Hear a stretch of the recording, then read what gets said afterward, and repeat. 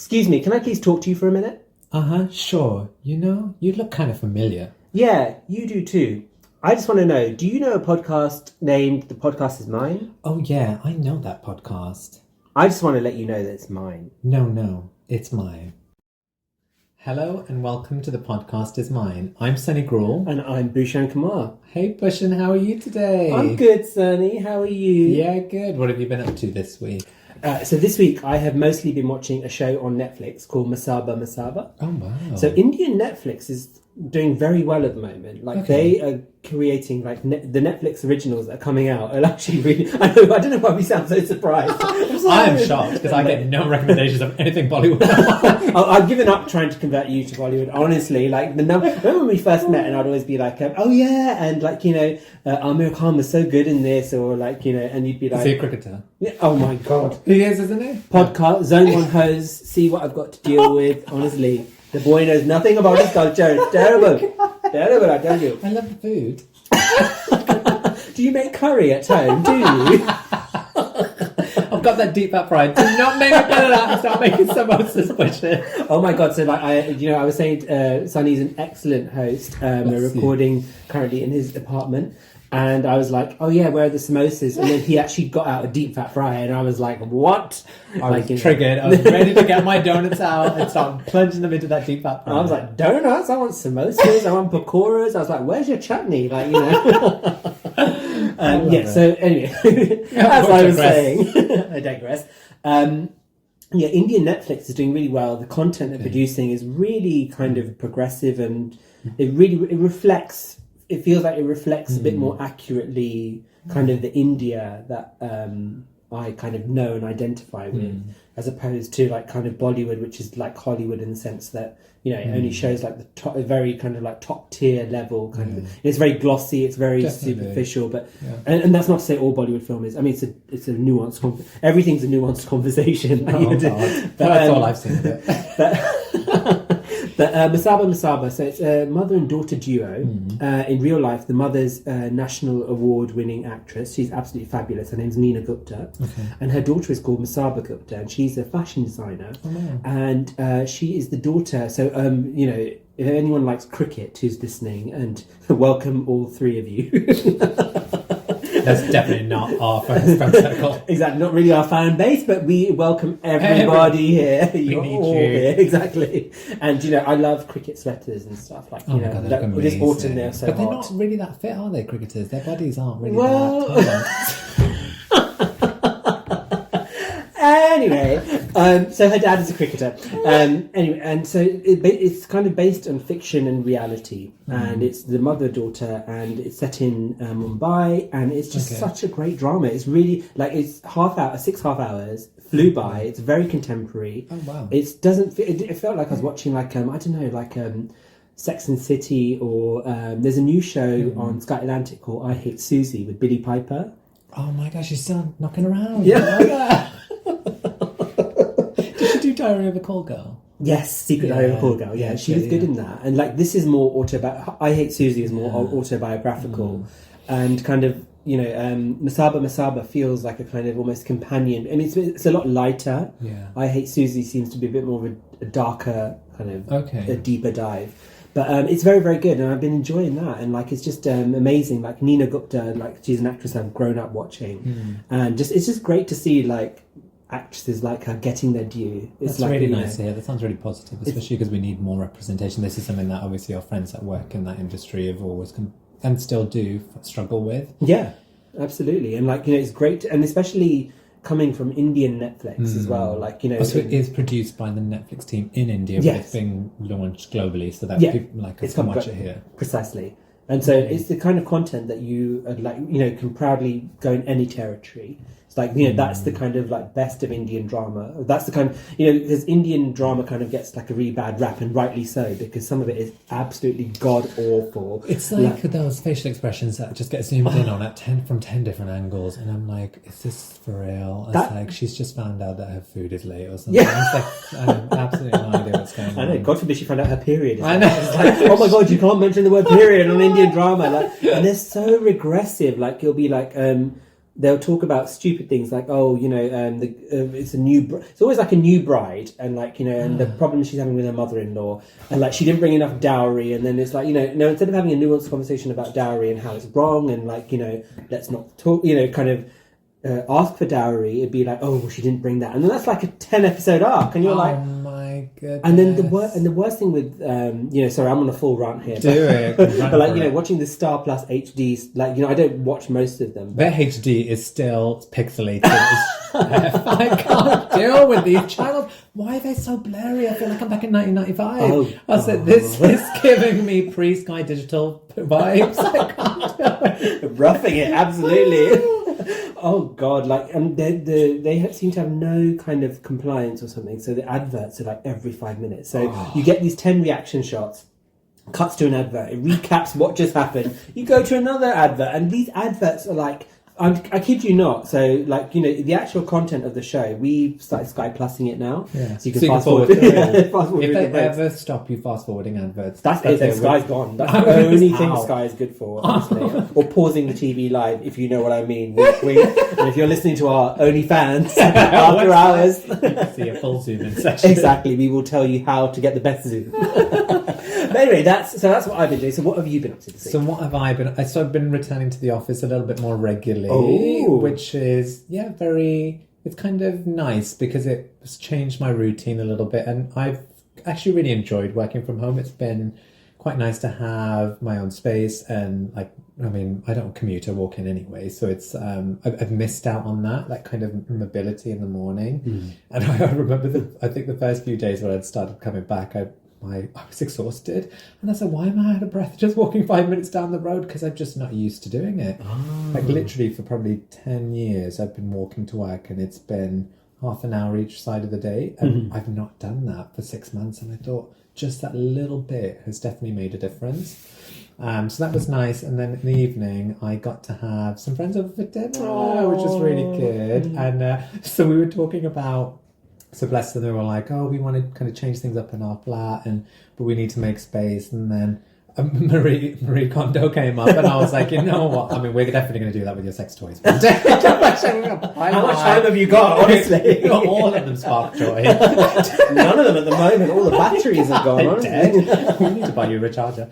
But then we were like, let's go into my closet, and we went through, you would have loved this, we got my t-shirts and we went through them, and some of them were so old. They had the old Top Man logo. Oh my God. I had to hug them and say goodbye to a lot of them. Oh God, you should put them on Depop. You would have got, like, I've been putting all my old stuff on Depop, and oh my God, the kids go crazy for the old stuff. It's not even old yet. The pile is over there. I will go through it with you. We will go through it, and I will show you how to put it on Depop and make some cash out of that. So then, is that not... Because what I was thinking is, because actually they're in really good shape. Of course they're in good shape. But then I thought, is it like to give to charity? That's what the intention was. But some of these pieces, I don't think any charity are going to want. Well, yeah, exactly. Well, that's going to be a different matter. But I'm sure, like, I know your style. Like, No, like, I feel like I need to go over there and bring some of them over. Do you want to go and get me one? Let me go like, get my you live reaction. This is what happens in your live podcasting. Like, you'd never expect to really, you don't know what's going to happen. This is pretty much what all our conversations are like, where we will start somewhere and we will end up, oh my God, look at this part. That's some good stuff in there.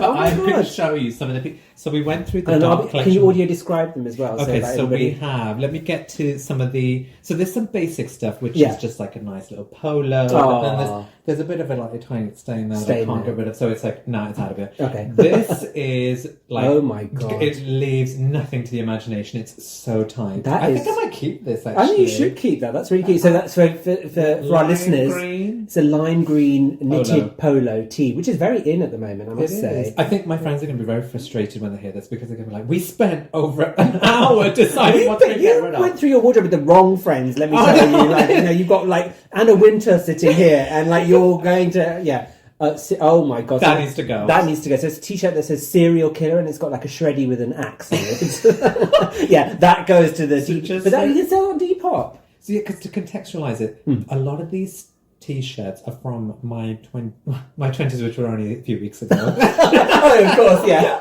Just the other day, wasn't it? Yeah. But clearly, I just haven't let go of them. But I realised, and one thing that they were really good at helping me realise is, they were like, what I kind of realised is I'm not going to want to wear this in public because it's just that's not your brand. T-shirt. That's it's not my brand. And I thought if someone doesn't know me and they first see me wearing something like that, I'm sorry, I'm going to get ejected straight from the building. This is just too basic. I can't even go there. But I need to get to some of the particularly bad ones. Okay, we're going to do one more, and then we're going to go to today. Oh my God, hang on a minute. I helped you choose that one. I know. I chose that one with you when you were shopping. I can't believe that is scandalous. Oh my God. I chose that one because I said that suits you. You're the one who could pull it off. You couldn't it? I can't believe that. I know it's not in bad condition either. I haven't worn it many times. Well, I think that's the end of the podcast. Is mine. God. But I cannot believe that. That is pretty bad. But this is what I want you to see. What I was rocking at some point in time. And this is a bright, hot pink T-shirt with 2 donuts one bitten into. Actually, that's really nice. Do you think? I like that. Do you know what? I could see that with like a kind of... So yeah, it's bright pink and it's got 2 big donuts. Hot pink. But it looks good. Like, I wish I could pull that off, honestly. Seriously. Is this age appropriate? Yeah, I think if you if you put a granddad cardigan over it. I'm sorry, we are not getting into that conversation. Absolutely not. But anyway, that is a little insight. And I cannot believe you just caught me with the shade. Oh my God. I completely forgot you had me by that. See, you do what you try and help people out. You try and teach them style, and this is the really, oh my God. Well, anyway, let's talk about the podcast. What are we talking about today? We are talking about London. Yay! Yeah, no, so I think we're going to talk about it from different perspectives as a native Londoner, which is you, Bhushan, and someone who's chosen to make London their home. So we'll be back right after this. And welcome back. So it's a truth universally acknowledged that London is one of the best cities in the world, if not the best. As much as there is to moan about, there's a lot to love too. And Bhushan as a native Londoner and me as an honorary Londoner, we wanted to explore what it's like to live in London and what it means to us. Hashtag #S01E06. All the way. Oh my God. So what I wanted to start with, Bhushan, is, I think let's just keep it really factual at the beginning. How long have you lived in London? And I think it's kind of good, you might need to recount the story about where you were born. Exactly. Well, TPIM fans will remember that I was born in the same hospital as Prince William. Prince Andrew. Hashtag cancelled. He always was cancelled. I was born and bred in London. Yeah, so I've 22 years. 22. How dare you? I'm 19, and you know you're still a twink. I'm 19 squared plus 1.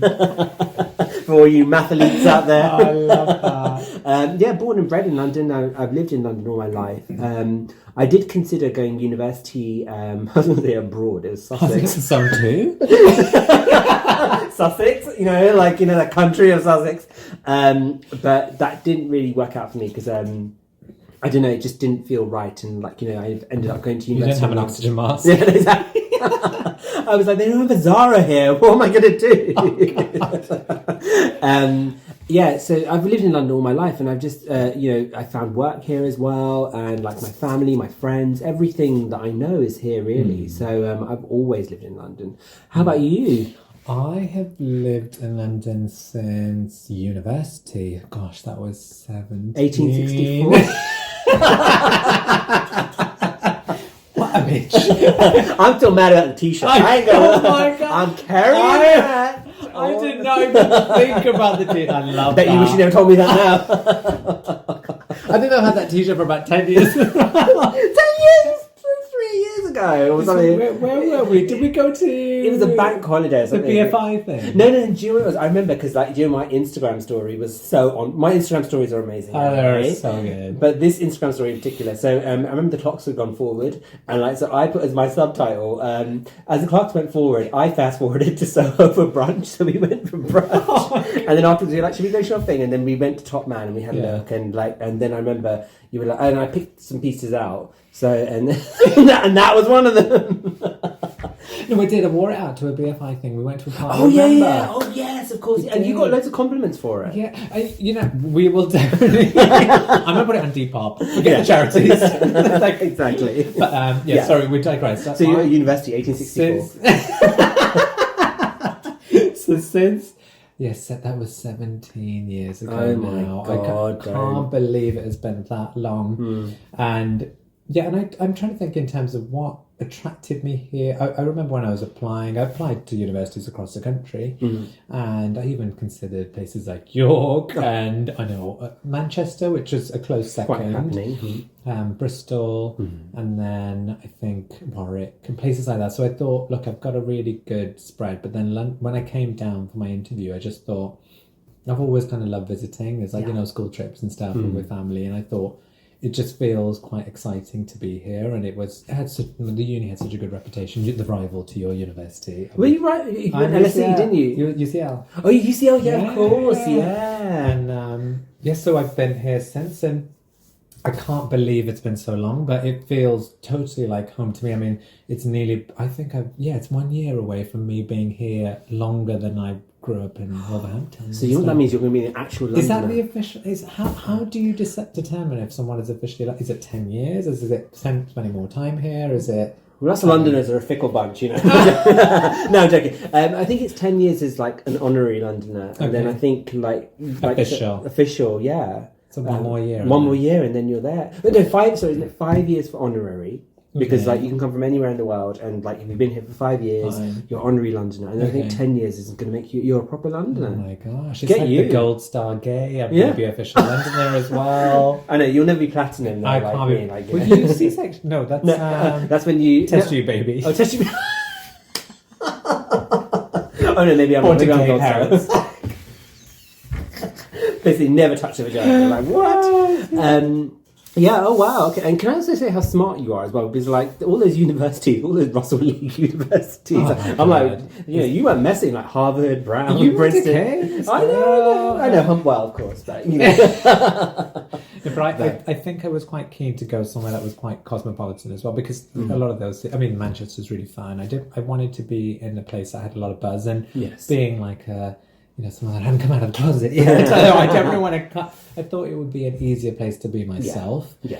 And it was just that excitement of, being in the big city, and it just felt really fresh. And that was the kind of the reason that motivated me. And I am really, really excited. I was really excited about living in and making it a home. And I still see it as the long-term place. It's more a case of wanting to maybe experience other things. Yes, of course. Because I think after a certain point, and we can go on to that, is there are things about London that we don't really love, and we can go through some of those. And I think I probably need a bit of time away at some point to think about what I appreciate. Yes. It's just a little bit difficult to do that in a pandemic because I don't think we're going to see much of any city at the moment. No. So what are some of the worst things about London for you? I'd say for me, sometimes it is very overcrowded. What's funny when you mention the pandemic is how quiet and empty it felt. Because obviously, as a Zone 1 host, we're not used to that. We've always got something going. We've always got something going on. Crowd, paparazzi crowd around. And the only day really where so to give you an example, normally on Christmas Day I normally go for a long walk, being a Zone 1 ho, because it's the only day that was really quiet. I'd walk to Hyde Park, go for a round Hyde Park, and it used to be really quiet and empty, and just felt like this areas. No, they were surprisingly quiet, would you believe? I know. That's what I mean. It was just quiet. You could go anywhere you wanted, and there's none of that going on. But in recent years, it's gotten busier and busier. And first, it was I thought, well, it's Hyde Park. There's lots of tourists, and on Christmas, when I spent in 2019, I spent Christmas Day in Australia. And I expected as a tourist, there was nothing really for me to. I went to the beach, which was amazing. Oh my gosh, Christmas and summer. It's just an amazing. So concept. Amazing. I got sunburnt under my boob, but that's another story. That's for the OnlyFans after podcast. After hours podcast, which we are plugging like anything. That's our premium content. But each year you've seen on Christmas Day more and more people out in the outside, and like it would be that I could go for a walk on Christmas Day and not see anyone I know, which is like a huge feat for both of us because we're so popular. Absolutely. But nowadays, like I remember when I went last year. It was sorry, I was in Australia 2018, so last year 2019, going out for a walk, and I just saw loads of people I knew in the park, and I was just like, you should all be at home celebrating Christmas so I can get out of my place. Yeah, so sometimes the overcrowding really does kind of, there's times when you just want it to be a bit more quieter and stuff, and you can sometimes have the city to yourself if you wake up really early and like you get your very or if you're out really late. If you're out really late, exactly. Just don't go to sleep. Stay up all night. Do the walk of shame. That's the only walk I know.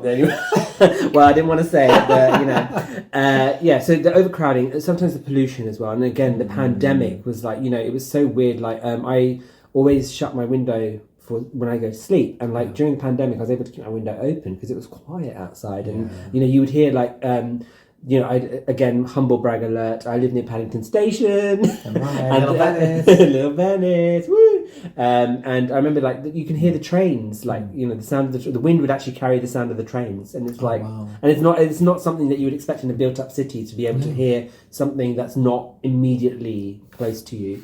So I mean like sometimes the overcrowding sometimes gets me, the pollution. And then sometimes the cost of living here. I mean, it was reasonable at one stage, but now it has got ridiculous. Where like you're sometimes caught out in central London or something, like where you just want to pop to the newsagent and get like something, and it's like I remember once we had to get milk for the office or something, and I had to go to the local newsagent. It was like £2 for a pint. And I was like, £2 for a pint of milk? I was like, are you mad? Like, we get 6 pint for £1.35 in the supermarket. Such a waste. Yeah, but the guy basically had the monopoly because he was the only newsagent there. And sometimes, like, when that happens, it's kind of like, oh my God, this is absolute madness. Like, But how about you? I completely, all those things, I just completely echo them. And I do remember feeling like because I came to London as a student, so it was just like, you don't have a huge budget, really. And feeling like, oh wow, everything is out of reach almost. So because I've been here now for so long and in so many different phases in terms of what I can access, it's actually kind of nice because there are things that were out of reach, but it didn't matter because there were things you could do for free. You could easily go places and just get a vibe from stuff like certain areas in town. Soho and like South Bank, there's things that you can do that don't actually cost you anything. You can hang out and just kind of catch a little bit of the spirit, which is what I love, and the diversity. But I think being in a city where you're quite young and overwhelmed by all of that was something that I found a little bit difficult, almost feeling like, because you're so young and naive at that age, well I was anyway, just going around a little bit with like not really maybe being as paranoid as I should have been. So pickpockets were a big issue when I first moved here, not really appreciating how easy it is for people. So I remember sat in a coffee shop with a friend who was visiting from Bristol, and I think she was obviously really jealous that she wasn't living in London. And she was just being so down on it the whole time, and it made it worse that we had sat there and my phone was on the table, and this girl came over begging back in the day, it was with an Oyster card registration form on her hands. And then she put the form down on the table, like with her hands out as if to say, give us money. And I thought that's such a weird way to beg by asking money to be put on a form. And then she just obviously walked away. But what she was doing is using that to conceal that underneath she was taking my phone. She took my phone. And then my friend, thank goodness, had her wits about her. She realised, she's like, wait a minute, your phone's gone. And I was like, oh my goodness. We chased her after her. This girl was like, I don't know, obviously passed it on to someone else. Yeah. But then I remember this friend saying, oh my God, London is so awful. Like you get pickpocketed or, things stolen from you. And then I started to realise, yes, it kind of toughens you up a little bit in the beginning. You need to have your wits about you. But it's good training because it means that when you travel, you've got ready to go. Like, you're triggered. When I was in Italy, in Naples, I was like, I have lived in London for a long time. Trust me, you ain't going to get anything by me. I was ready to go. And yeah, so those things are hard, and I think it's because it's such a dog-eat-dog city. Yes. That you do feel like you're constantly always like on a treadmill, and it's exhausting. So it was in the beginning. I used to go home a lot to my parents to kind of escape that kind of like intensity. And now I've realized that I have to do things to slow down or kind of remove myself from being on that conveyor belt. So I think those are the things that are really hard, but you kind of become accustomed to it. And so we can talk about something a bit more positive. So obviously these are the challenges. What kind of made you, or what have you loved about London since you've been here? Well, yeah, so I think just there's just nowhere else like it. I mean, what was really incredible about growing up in London is whenever I used to visit anywhere else, it would be like, oh, that's your public transport system? Or that's how you do this? Or just getting around everywhere, you have to go by car, or you had to... And I was like, I could have walked by now, I could have tubed it, I could have bussed it, I could have done all these things. And it just really surprised me. Like when I went to LA for the first time, and everyone was like, "Oh, you need a car and stuff," and I was like, "Oh yeah, they've got public transport system." I mean, the public, I've said this before, and no shade, America, but your public transport system is third world. It's just so dreadful. I mean, the exceptions that I've had were on the East Coast. New York was one of them. I can imagine. Boston was quite good. But the subway is pretty grotty. Yeah, and it's really inaccessible as well. And I mean, something that I really appreciate about our London Underground here is that there are it's not entirely accessible, but it is accessible. Yeah, I mean, I remember back in the day, taking with my mum once we were going to Kensington High Street, and my mum was a childminder, and so we had to carry a baby in a pushchair. And I didn't realise how many stairs there were and how inaccessible it was, and that was back then. And I mean, even now there are some stations where you think to yourself, right, well, I can't get a pushchair up and down there. Can you imagine being in a wheelchair or something? And how would you, it must be so difficult to kind of navigate your day to day. You just want to go from here to there and stuff. But I love our public transport system. I love the vibe. Sometimes, and also a good day in London is worth 10 days anywhere else. That day when you you meet with someone in the morning, you go shopping, and you can do you can have a full day here and not run out of things to do. Yeah, no, I completely agree. I think we have so many different vibes in different neighbourhoods, and lockdown is. I think we talked about this on our lockdown episode. Is getting to explore these little areas that you probably wouldn't typically see, because I think in the beginning I used to get excited by all the buzz and all the craziness in all the hotspots in West End. But then over time you realise that neighbourhoods can be really fun too, and different vibes. So I live near Barbican, so there's such a nice kind of artsy kind of trendy vibe around here, and Islington has the highest population of gay people as well in London, so which didn't affect your decision to move here at all. But in terms of decisions where to live as well, I remember when I was at university, because UCL is so central, it was always in the middle. And then there was one year I think I moved to Canary Wharf, which was the Isle of Dogs. That's right. Well, there you go. Right, that's all. Clues in the title. Yeah. Damn right, dogs. It was so difficult to get anywhere. Yeah. I know this is something that all my friends get really frustrated with me about. Oh, you don't leave for someone. I was like, I do. I'm happy to leave places, but what's important to me is I want to be able to spend as little time as possible commuting or traveling or spending time on I don't care to sit and listen to a podcast or read on a train. It's not something I want. I'd rather just be in the moment where I am. Yeah. And that was the thing that I found frustrating. That I'd be standing at the bloody DLR, which is like a crappy ride from Drayton Manor Park. It's like a really crappy theme park ride, and you're just moving all over the place, trying to stay. They were renovating the DLR when I was there, and they were moving it from 2 carriages to 3. Yeah. Oh, so wow. I was like, amazing. It was always closed on the weekend, so I couldn't get out. And then the Jubilee line was going through some kind of 60-minute makeover for about 5 years, so you couldn't get on the tube. I was like, how am I meant to get out of this place? It's like I'm stranded on the island. I just couldn't get anywhere. So I realised that, you know what, it's just not for me. And then when I was thinking about moving, I found an apartment on Hatton Garden, which I lived up for so long, and I loved it. And that was like my first move back after a year. And I realised, look, while I'm in London, I want to be in London, and this is the life I'm living right now. And I know a lot of people, especially during lockdown, have been like, oh, I bet it must be really hard living in the centre with no space and no gardens. I was like, I've got beautiful private gardens. And we have the best parks ever in London. You cannot beat it. So compared to the garden you have in the back of yours, I'm glad you have that. Yeah. But that's not, I don't care for that. I care for being around I mean, even though there were fewer people around, it was still amazing to see London in that kind of vibe. And it's still, I feel like it's still got the same buzz now as well. You can still safely do things outside with a lot of people around, and it's a different take on it, something that we've not ever experienced. So I think it's just having it evolve over time for me, not only because of the pandemic, but because of what I could maybe choose to do. So I didn't really go to the theatre a lot in the beginning because I thought, oh, it's too expensive, I can't spend money on that. And then you start to enjoy things like that. Yeah. Then it's maybe park life, which has been my summer this year. Revelation, exactly. We've been lucky. And then just using it as a space to, get to other places. Like I go down to the coast, every so often. I saw my friends in Portsmouth recently. It's you can get places very easily from where we are. But it makes actually that reminds me, the arts is so important to me. Like the fact that we've got well, hopefully post pandemic as well, that the theatre scene will will revive. But having a theatre scene, having so much variety, even cinema as well. Like the kind of releases that we get here. Just having a flashback to when we used to go to our cinema club. Remember? Oh yeah, what was that? We saw 3 billboards from Missouri. Do you remember? Oh, that was brilliant, that film. God's Own Country. God's Own Country, of course. Yeah, we were discussing that earlier Again on our OnlyFans page. Yeah, you need to sign up for the past the paywall if you want to hear about that.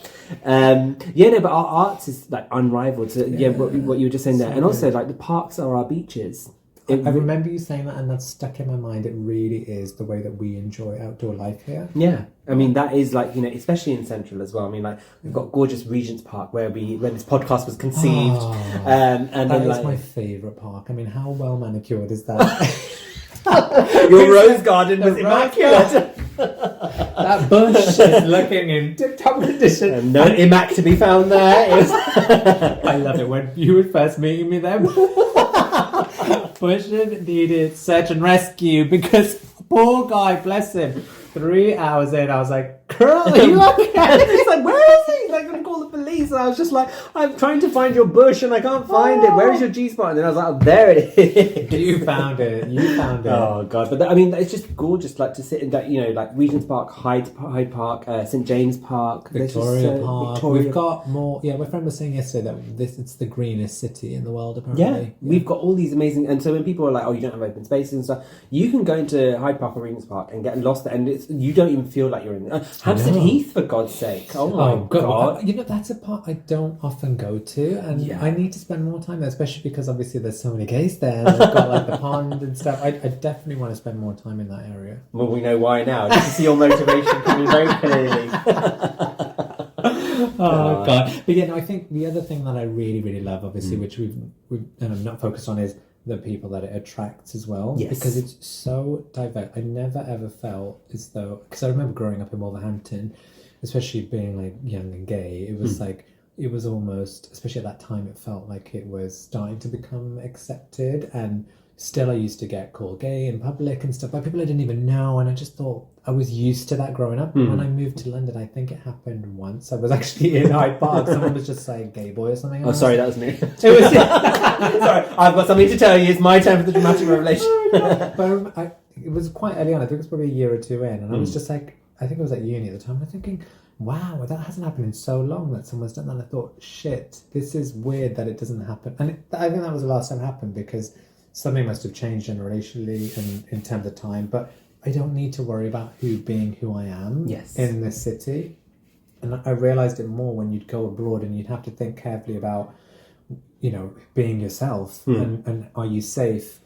We can have opinions and not be afraid to show them. In terms of how women, I'm sure as well, how they dress, they're not, not feeling need to be too conservative.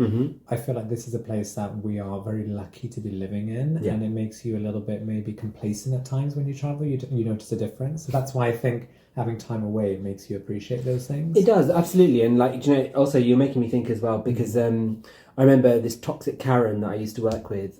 She was like, I can't imagine growing up and being born in London and growing up here. And I was like, it's a subject I'm so passionate about. I was just like, well, first of all, you chose to come here. You left your backwater village or wherever you came from to come to the city. And now, she was like, oh, I'm only going to be here 2 years, and then me and my fiance are going to move out, blah, blah. And now I just found out they bought a house, and I was just like, well, clearly if this city is so awful, you actually chose to buy a really expensive house here. Like, what is your problem? Exactly. But also, like, growing up here was just so wonderful because, like, the primary school that I went to was like United Nations. Wow. We had people from all across the world because Bayswater, there was a lot of diplomats living there. I can imagine. And the school was just very it was just so it was wonderful. Like, we had somewhere, our cultural days were the best because we had like one of the biggest playgrounds in London as well. Oh, wow. And like on Culture Day, it's called Regent's Park, everyone. Exactly, Regent's Park was our playground. No, actually, it's Hyde Park. My school was literally 2 minutes from Hyde Park. That is incredible. It was so great. It was, and on Culture Day, I remember there'd be like an Indian stand, and then we had like the Bangladeshi and Pakistanis with us, and our food always used to get finished first. Oh. And then there'd be like by yourself. Exactly. As everyone had a samosa, okay, we'll give it to the non-Asians now. And there was like also Southeastern stand as well, and then there'd be like people from Russia, from Ukraine, from Somalia, Ethiopia, from South America, all across the world. Like, we even had like an American stand as well, and no one would touch the actual food, but everyone would eat the dessert. So like everyone would come to the other stands first, have all which is like a general rule that we do anyway, because Indian desserts are crap. And yes, I said what I said. They're too sweet. I just can't deal with it, honestly. It's just sugar. You might as well have a sugar cube. Exactly. Give me a cupcake instead. I'd prefer a cupcake, or I prefer a Sara Lee gâteau, or a tarte au citron or something like that. Salted caramel, exactly. But a laddu for dessert. No, I don't think so. Although I do love a gulab jamun. For Diwali only. Is that coming up? That'll be Diwali's in November, I think. Okay. So that'd be I mean, that's the only time I really eat Indian sweets. And then my mum sometimes makes Indian sweets at home as well. And what's great about it is that she knows how prissy I am, so she'll only put little sugar in. Because I can't. The other thing as well, because I used to be a real sugar fiend, where I'd have 2 cups in my coffee. Sorry, 2 spoons. 2 cups of sugar. That's right. 2 cups of sugar. A little bit of tea. Exactly. You can see why I had a 40-inch waist. So 2 teaspoons of sugar in my coffee, and then I'd have 2 biscuits with that, and I'd have jam on toast, and I'd have all this sugar. And I remember when I cut sugar out and eventually cut it down. I mean, you saw today, I drink my coffee just black. That's all I had, not even milk. I'm having no sugar, and even now I can't eat a full donut. I can eat a quarter donut. I'm just thinking about my donut t-shirt. I don't know. Let's not go back to the t-shirt. Let's move. But yeah, no, I totally hear what you're saying. Oh, dear. No, so I think the people made me feel like it was.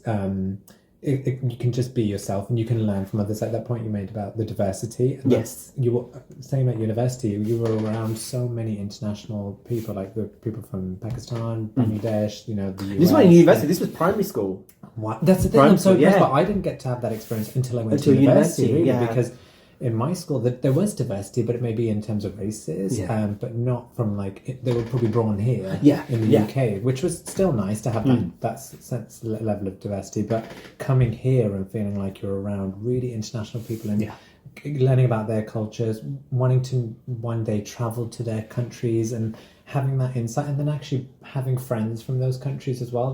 That's what I felt really excited and lucky to have. And then it just attracted all these people that were obviously striving to have really big dreams, and that kind of motivated you, and it made you think, oh, I can do X, Y, Z as well. It's you just felt like you were on a track that was going somewhere positive. Yeah. And it felt like when I would go home that I knew and realized that I was changing as well, because I had been influenced by all these really good, positive people that had real big dreams and ambitions. And then I started to realize, actually, if I'd stayed at home in a small town, maybe I wouldn't be the person I am now. Exactly. And you see that definitely. I mean, when I go home, in the beginning, it used to be a case of, oh, I bet you love London. It's so busy. And busy that's what you see the city as. You don't think about the culture, all the amazing places to eat, all the opportunities that you have. And I feel like you have to really live here to experience that. And that's something that, I think that's what's kind of kept me here. But in terms of thinking about living anywhere else in the UK or the world, where do you think you would want to be, Bhushan? Where would I be? Well, actually, I just want to quickly pick up on something you just said. Like, you know, in terms of, like you were saying, people call it busy. Like you said, the culture and the opportunity we have here. I mean, sometimes the most fun you can have is, like, I remember going to theatre on my own or going to cinema on my own, and the person next to you strikes up a conversation, and like you never see that person again. You never talk to them. You don't even know their name, but it's just like it's so lovely that sometimes those are the most wonderful moments, and they're so unexpected. I remember once there was a man who I was on the train and I was going home, and he was a bit drunk, and then he just looked up at the kind of advert on the train, like, you know, they had on the Bakerloo line, and he kind of just kind of reached out and yanked the cardboard thing out, rolled it up and put it in a suitcase. And I was kind of like, that's an act of vandalism. And then, like, by the time we both got off at the same stop, I recognised him because I'd seen him in the mornings. So I said to him, why did you just do that? And he goes, oh, there's a spelling mistake in it, so I'm going to send it to them. And I was like, what's the spelling? And like, he's like, yeah, look, he said, like, they spelt this wrong, and the grammatic, they put an apostrophe in the wrong place. And I was like, good for you. I love that. And that just made my night. I was just like, that is so brilliant. Like, where else in the world? But it was so polite, and the way it all happened, like, you know, anywhere else, someone would have, like, scribbled on it or something. So I really. But thinking of other places, the only other place that I can really conceive of living. How dare you? Yeah. No, do you know what? It's funny. When I went to New York in 2006 for the first time, I didn't like it. Oh, really? And I remember the first 3 days I hated it. I was with my younger brother, and we would literally leave our hotel in the morning, go out all day, and then come back, and then just be exhausted. And it was just kind of relentless. We were on this kind of like tourist trap. And then I don't know what happened. I think it was like on Thursday or something.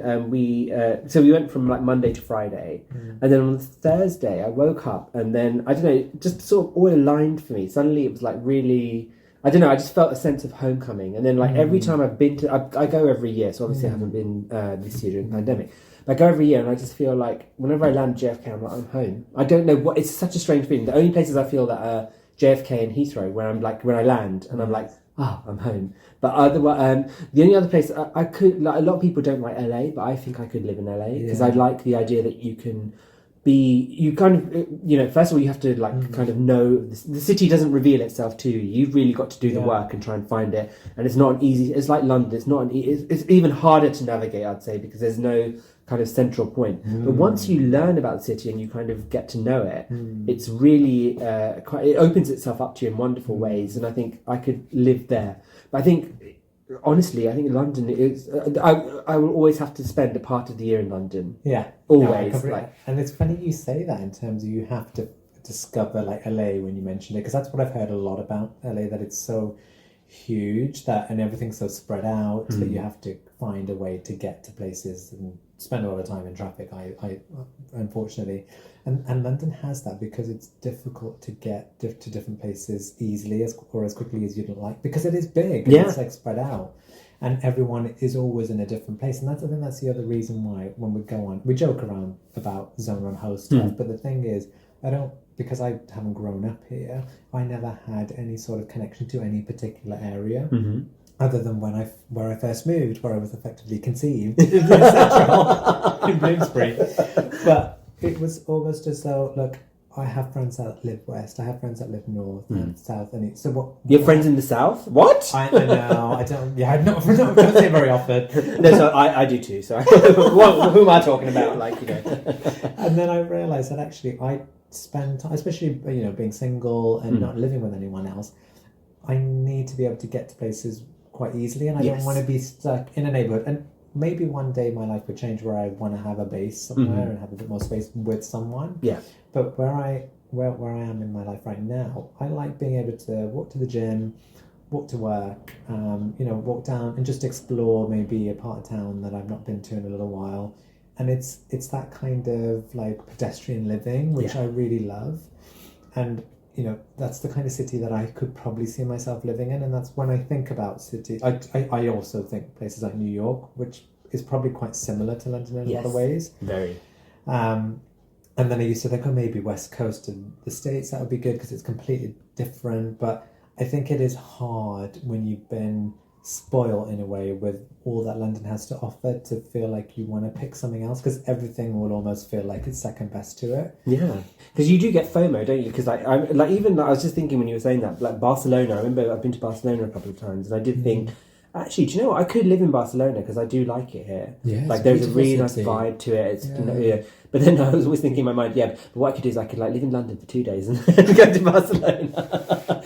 But you're so right, and I think it's such an important point. I know people like say, it's like you said, the Zone 1 hoes, like the shade people throw on us. We're trying to turn it into something positive. Well, do you know if people aren't shading us for being hoes, they're shading us for Zone 1. Yeah, exactly. We definitely high five and help. Exactly. It's just like go, you hoe, but like Zone 1, you're disgusting. Like But I think you're right. It's the convenience of it, and it's like it's so nice. Like for example, like you live in Central, and I'm just on the cusp of Central. You are, and like I love the fact that like I can get here really quickly, and like do you know what I mean? Yeah, you're so right with that. Like because it's how do you want to spend your? I tell myself, how do I want to spend my time, and where do I want to spend my time? Yeah. So I have a small place, but it's fine because I get to the place I need to, and it's just me anyway at this point in time, and I think it's just not making any. And I definitely do not begrudge people from wanting to live where they want, because guess what? I think you have to kind of build a life that you want to live, and that's the thing that sometimes is frustrating when I feel like when people are fed up of London or they're frustrated by something,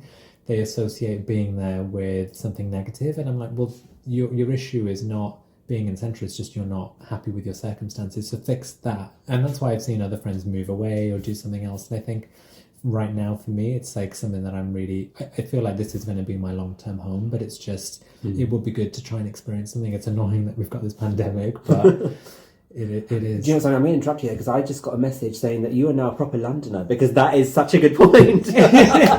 You are a true blue London. That is exactly it. It's not the place, it's the person. Like at this point in time, if London works for you, then yes, it's the best place to be. But obviously, if like you're looking for like a big garden and you want a big you've got a family, like obviously you can't do. But you're right. If a person doesn't get tired of London, it's their own circumstances and how they feel about it. But then it does get tarred with the same brush, because it's always like, well, London's the problem, and it's like, well, no, London's not the problem. It's where you are in your life. It's just like London may not serve you in the way that you want to. But that's the other beautiful thing about London, is that you can have a quieter existence here if you want. So, for example, you can go out to Zone 3. Sorry, excuse me. You can go to Zone 3 or even Zone 4. Or Zone 5. This is Zone 9. Nosebleeds when I lose that altitude. This is Zone 9. Oh my god. But do you know what I mean? You can move out to the suburbs and then still commute into London and have the best of both worlds, where you have your big massive garden and your 5 bedrooms and what have you, but then you can still come in for the theatre, for the for the galleries, for meeting friends, for the food. I mean, look at the food, the range of. Do you know, it's so funny. One of the things, like, when I go somewhere, I remember like when I went to Melbourne, everyone was in Australia. Everyone was like, "Oh yeah, the brunches there are amazing," and they were the best brunches. Like the coffee I've had in Australia, I've not had anywhere else. It's the best coffee in the world. But when it came to kind of like eating out, I was really disappointed with the range. Like, really? I was just kind of like, this is what there is. Like as a result, I just went to the same. I started like sticking to the same. Safe bets, because I was just like, do you know what, this is going to work, because. Whereas when I go to New York, it's amazing. Like you can go and try like you can have Thai, you can have Indian, Ethiopian, like Ukrainian. There's so many different varieties. And it's all done so well, and it's also done even like they call it the Mexican food, but it's not Mexican. Like, but you know what I mean? That American sensibility is added into it, but it's such an experience, and like we have that here. No, I agree, and you've just reminded me. Food is such another amazing reason why I love this city, and I think again when I was younger at university, it was like I lived in catered halls the first year, and my goodness, it was like basic bitch. Like, it was like being in a prison half the time. But then, and you couldn't really easily appreciate all the nice places because firstly it's kind of expensive, and then it's hard to kind of figure out where to go. And I'm the type of person that really, I don't know, I probably end up picking always the wrong things and then thinking, I've written this place off. But having time to just explore things and maybe to change it up in terms of what you typically would have, and that's made me now when I travel like places like Vietnam, when I come here I'm searching out what are the cool Vietnamese places, where are they based, and having being lucky enough to be in London where you can find really kind of rare cuisines as well and enjoy them in a good way back at home. I feel it makes us really lucky to be able to do that. So lucky. I mean, like you just made me think of how like there's certain places I used to go to for lunch, And when I first went there, it was just like kind of like a small shop front, and I got first name basis with the servers, and they would remember my order and like they'd have it ready for me all that kind of stuff. And it was like only like £5.50, which is quite for what I used to get. Such a good deal. And they give me some extra chicken. Do you know what I mean? But then I remember it's so amazing when you find a small place like that, and then you watch it grow, and then like slowly, after by 2 years later, there's queues out the door. I'm talking about Bamley Bay here, in Fitzrovia. There's one here as well. Yeah, I know. I love that one. Oh my god, Bamley Bay. When it first opened in Fitzrovia, I remember there's only a couple of people going there. Vietnamese baguettes are the best. Oh my god, everything is... Their chicken rice box is what I used to get for lunch. And, I remember... people would look at my salad and they'd be like, what are you having? And I'd be like, this chicken rice box. And they were like, how much was it? It was like $5.50. And they were like, what? And and then I remember it's my own fault for blabbing about it. And then next thing you know, but now the queues are out the door. They've even got outside seating. Good. It's the best, honestly. There's one just down the road here and I go to it all the time and they do. And when it wasn't on hashtag eat me out, it was... I got my baguette and I had a drink for like £6. I was like, this is the best deal ever.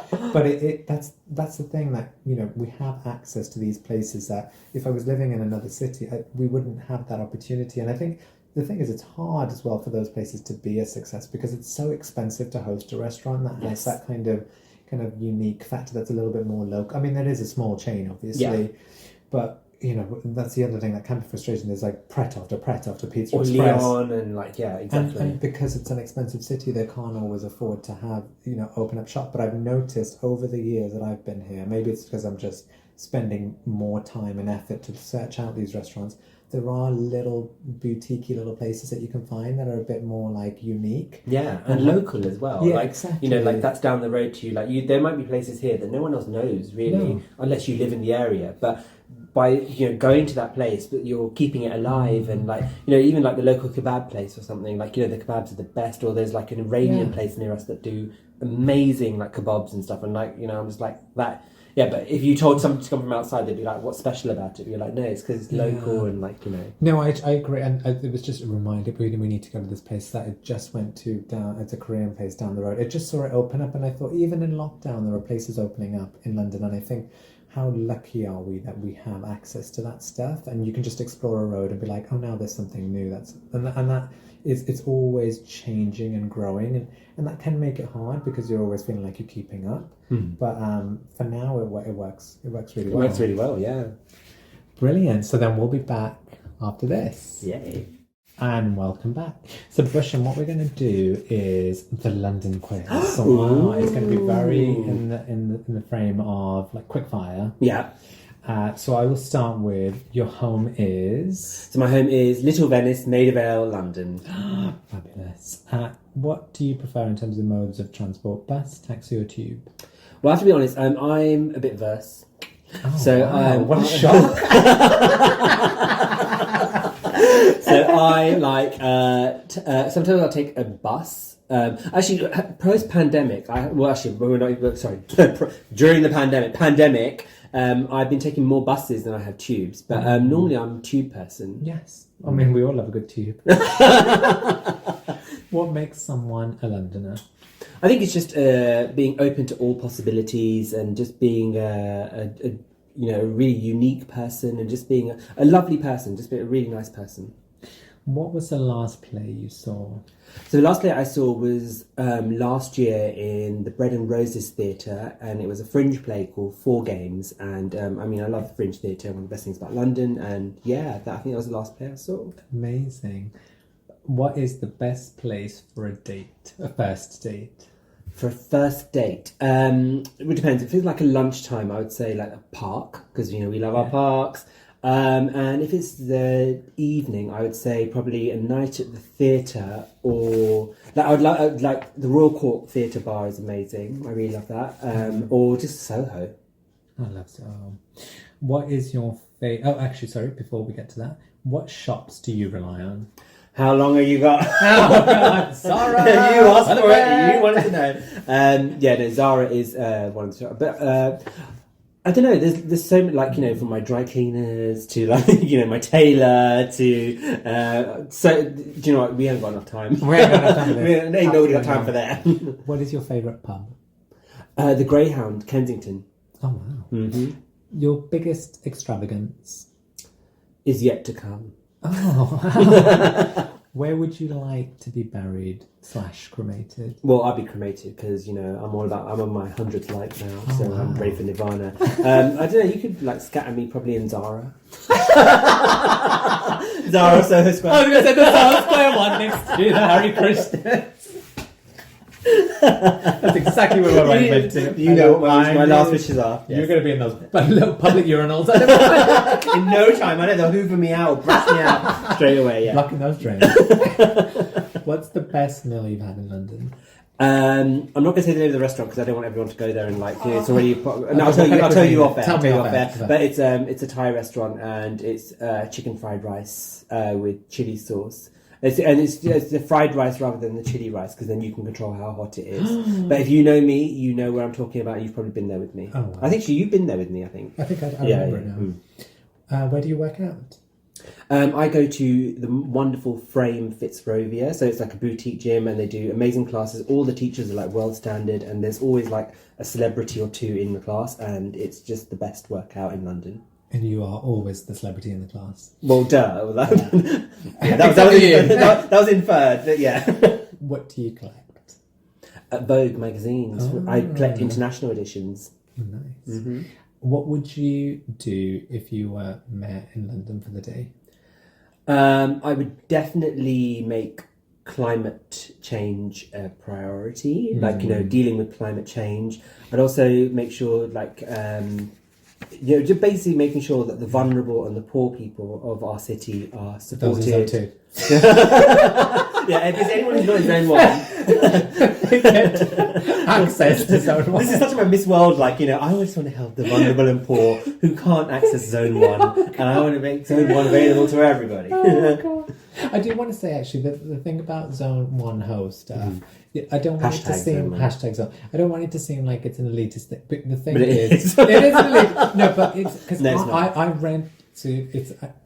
I chose to rent a really small room in a flat for years and years and years and years and years. So I had to compromise not having my own space and sharing with people well into my 30s. So it's not as though this is a case of, it's okay for you. You can live in Zone 1 because you've grown up here. Yeah. Or, I now have something here. But it's definitely... I wanted to make that happen. Yeah. So that was what the focus was for me, and you have to compromise. No, absolutely. We make it sound like it's really glamorous. Trust me, it was a lot of compromise. Well, we're just kind of sharing the highlights of it. But yeah, like we said, there are lowlights as well, and there are difficulties and challenges associated with being Zone 1 host as well. So it's give and take. Yeah, and we're trying to be positive, and we're having fun. And everyone wants to be us anyway. Anyway.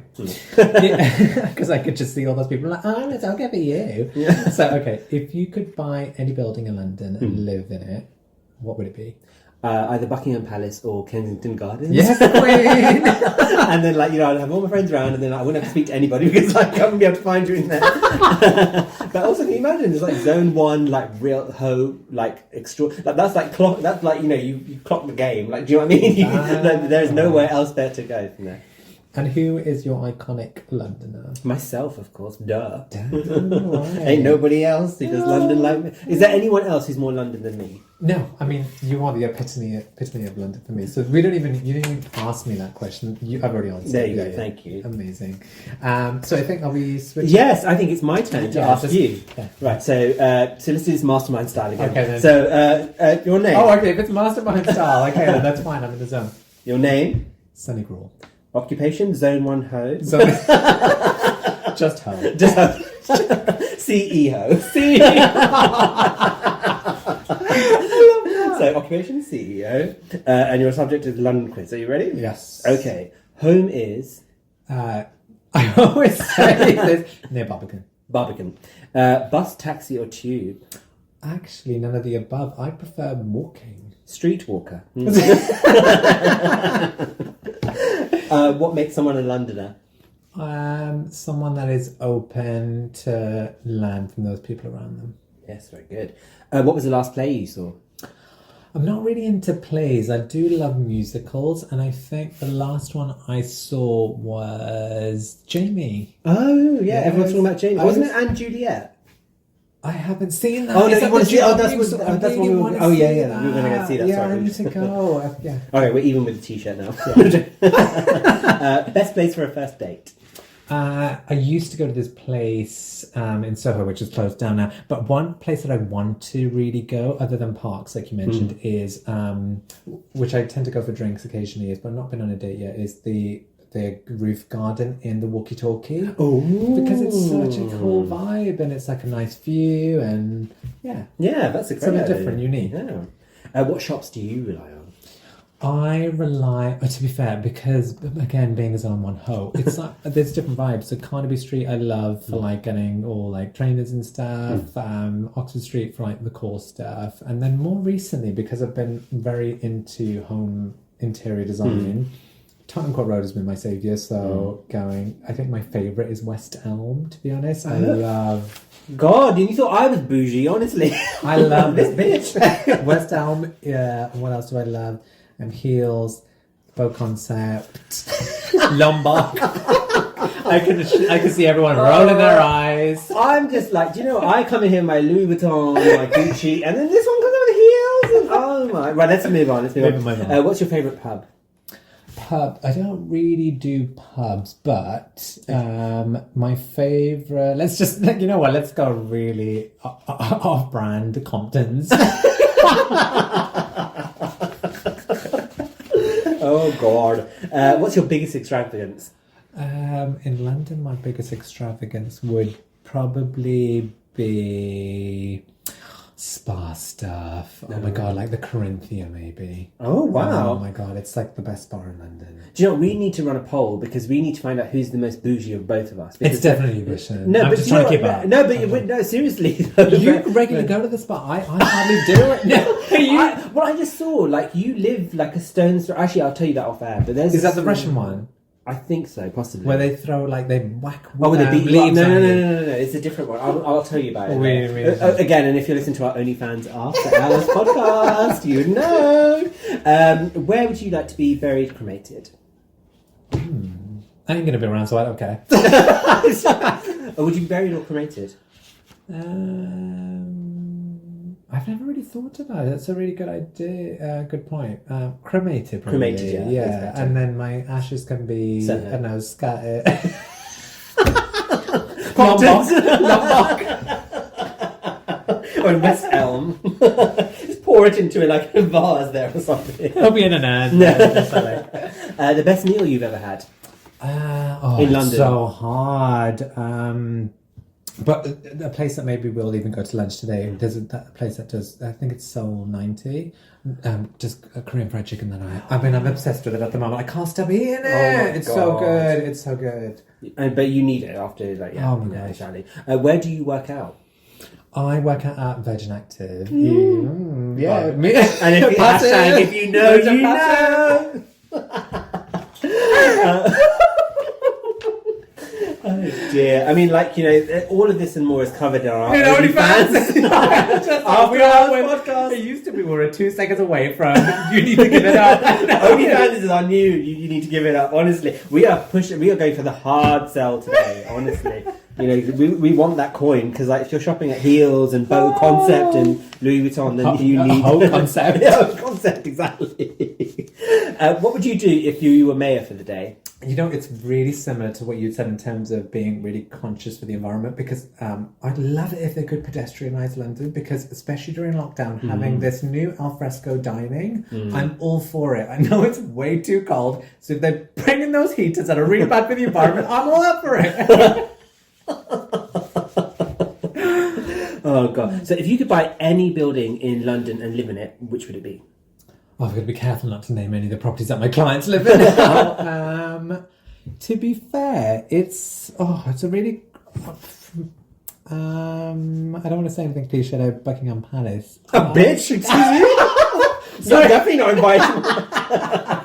You can wait outside the gate with all the commoners, honestly. The shade. Honestly, can we talk about the shade? My shadeometer just blew up because, like, it was rising with the t-shirt, and now it's just like basic. I would say there's a really cool new apartment block near Blackfriars that's really tall and phallic looking. Let's say that. Let's just go with that. Let's just go with that. I bet you Is near XXL. Oh God. And then iconic Londoner, you said was me, which was very kind. It definitely is you. So, Sonny, that was your London quiz, and you've scored 15 out of 15. Well done. Oh God, take it to the bridge, honestly. Oh, I love it. Okay, so it's no surprise that so many people want to live in London. Yes, it's a tough and relentless city, but that is true of any world capital. For those who love it and live it, city life is fulfilling, exciting, and all-encompassing. In our opinion, there is no other city that we would rather call home right now. So there's one last thing to say, Bhushan, about London. And that's the podcast is mine. No, it's mine.